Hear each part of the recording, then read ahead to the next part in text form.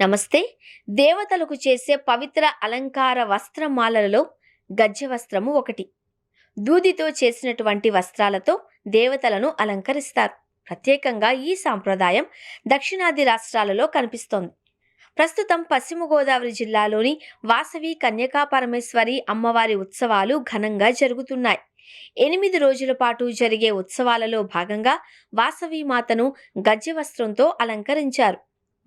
దక్షిణ భారత ఆలయ సాంప్రదాయాలలో కర్ణాటకలోని తెలుగు ప్రాంతాలలో ఇలాంటి అలంకరణకు ఆధ్యాత్మిక ప్రాముఖ్యత ఉంది. గిజ్జ గజ్జె వస్త్రము అంటే గజ్జెల్లా కనిపించే అంచులతో ఘంట దంత ఆకృతిలో ఉంటాయి. దూదిని ఆంధ్ర ప్రాంతంలో పూజల సమయంలో ఒత్తిగా చేసి అమ్మవారి ముందు దీపంలా వెలిగిస్తారు. అదేవిధంగా పూజా సమయంలో వస్త్రము సమర్పయామి అన్నప్పుడు వస్త్రాలకు బదులుగా దూదితో చేసిన మాలను దేవుడు ముందు ఉంచుతారు. పూజల్లో శుద్ధత, సాత్వికతకు చిహ్నంగా దూదిని వాడతారు. వేడుకల సమయంలో విగ్రహానికి ఇలాంటి అలంకరణ సౌకర్యంగా ఉండడంతో పాటు దీర్ఘకాలం మన్నుతుంది.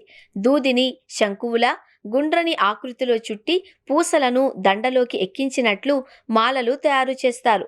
దూది పూసకు మధ్యలో కుంకుమ రాయడంతో ఈ వస్త్రమాలలు పారిజాత పూలమాలగా అందంగా కనిపిస్తూ ఉంటాయి. ఇలాంటి పత్తి అలంకార వస్త్రమాల దేవతలకు చేసే రక్షణాత్మక, మంగళకరమైనవని వాసవి పెనుగొండ ప్రధాన అర్చకులు మణికంఠ శర్మ చెబుతున్నారు. ఆధ్యాత్మిక భావనలో గజ్జె ఆకృతి శబ్దం తత్వం కలిగి మంగళ సూచకమని, దృష్టి దోష నివారణతో కూడిన రక్షణ భావన ఈ అలంకరణ ద్వారా కలగడంతో పాటు శక్తి ప్రవాహ భావన కలుగుతుంది అని ఆయన వివరించారు.